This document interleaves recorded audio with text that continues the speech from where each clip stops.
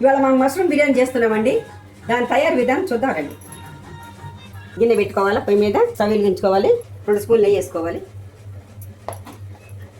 Oil వేసుకోవాలా, నూనె వేడెక్కుతుందండి. కొంచెం జీలకర్ర వేసుకుందామండి. జీలకర్ర, ఆనియన్స్, పచ్చిమిర్చి వేసుకుందామండి. ఇప్పుడు కరివేపాకు వేసుకుందామండి. కరివేపాకు ఇవన్నీ ఒకసారి కలుపుకుందామండి. పసుపు వేసుకుందామండి. ఇప్పుడు సాల్ట్ వేద్దామండి. సాల్ట్, పుదీనా వేసుకుందామండి. ఇప్పుడు పుదీనా, టమాటా ముక్కలు వేసుకుందామండి. అల్లం వెల్లిపాయ పేస్ట్ వేసుకుందామండి. అల్లం వెల్లిగడ్డ పేస్ట్, మష్రూమ్ ముక్కలు వేసుకుందామండి. 10 నిమిషాలు మూత పెట్టి మగ్గనిద్దామండి. 10 నిమిషాలు మగ్గనిద్దాం. కారం వేసుకుందామండి. కొంచెం బిర్యానీ మసాలా స్పూన్ వేద్దాం. రైస్ వేసుకుందాం. ఇప్పుడు మొత్తం ఒకసారి కలుపుకుందామండి. 10 నిమిషాలు మగ్గనిద్దామండి మూత పెట్టి. మగ్గిపోయిందండి. వాటర్ వేసుకుందాం. ఇప్పుడు వాటర్ వేసుకుందాం.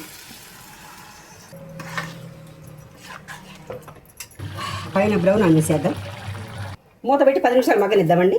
ఒకసారి అంతా కలుపుకుందామండి. మూత తీసి. అయిపోయిందండి. అయిపోయింది. పెట్టేసుకుందాం.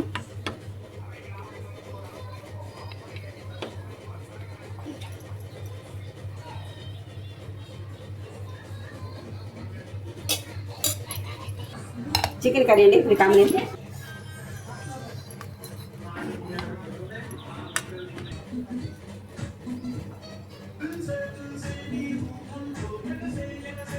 సూపర్ అండి.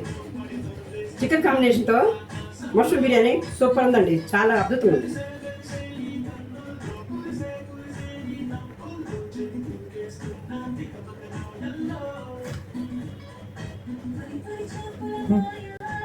ఇదండి ఇవాళ మా వంటలు.